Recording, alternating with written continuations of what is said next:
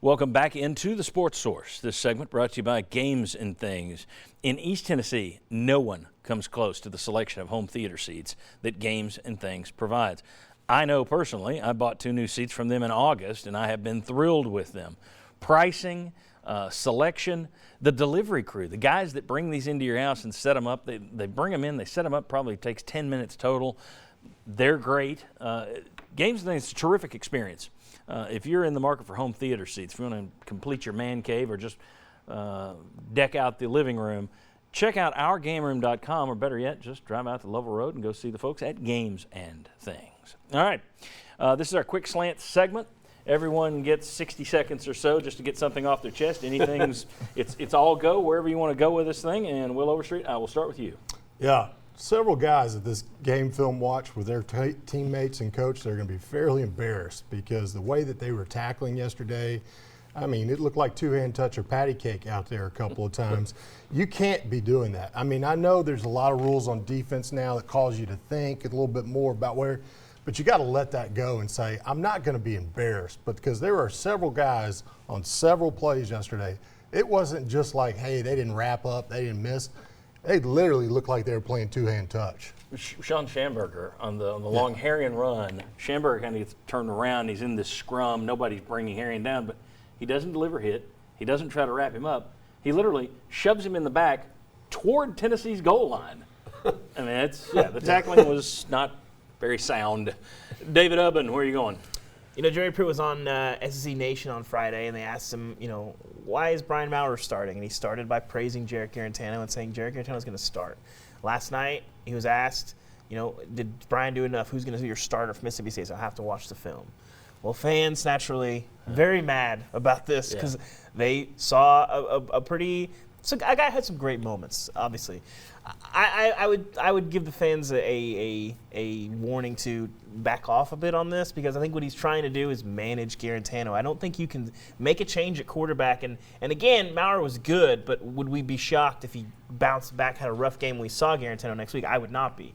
And so he has to keep Guarantano invested. You can't just turn the page completely and then act like Guarantano is like completely in the rearview mirror. Not to mention the fact that while this offensive line isn't giving up as many kill shots, twice last night, Guarantano had to come in because Maurer got hurt. Exactly. Just as last year, Guarantano got knocked out of 4 games. So if you're Jeremy Pruitt, while the fans are like, we never want to see Guarantano again, if Maurer breaks a toe out there in the first play against Mississippi State, you're going to see Guarantano. So it makes sense for him to keep Guarantano. He sees the same things everybody else is seeing. Maurer's starting next week. We'll see what happens moving forward. All right, Chuck Cavaliers, where are you going? John, I was going to blast the officiating, but that was just too dang easy. Being in the stands last night, it just really dawned on me that was a professional college football team Georgia put on the team. Put on the field. And you look at, we keep hearing line of scrimmage, and Will's pointed out, other people pointed out, Jake Fromm, if it had been raining in that game, he would have had the only clean jersey on the field. And you look at what Georgia's offense was also able to do, run the ball, throw the ball. The defensive line was the difference. How far away is Tennessee from being able to compete with that? Guys, Georgia has now won 15 in a row against the SEC East, dating back to a 2016 loss to Florida. Tennessee's going to have to do some great recruiting jobs for two years in a row, or you're not going to be able to compete with what you're up against in this SEC East.